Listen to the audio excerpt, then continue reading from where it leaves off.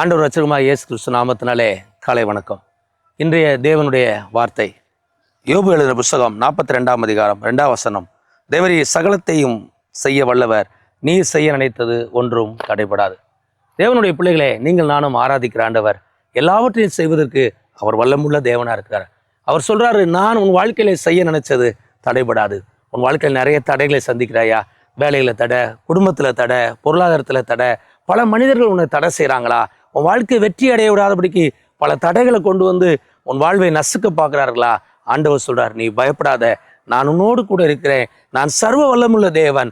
தேவனுடைய வார்த்தை அவர் சொல்றாரு, நான் செய்ய நினைச்சது தடைபடாது. உன்னை குறித்து தேவன் பல திட்டங்களை வைத்திருக்கிறார், நோக்கங்களை வச்சிருக்கிறார். அற்புதமான, ஆசீர்வாதமான, வெற்றியான, பாலும் தேனும் ஓடுறான செழிப்பான வாழ்வை தேவன் உனக்காக ஆயத்தம் பண்ணியிருக்கிறார்.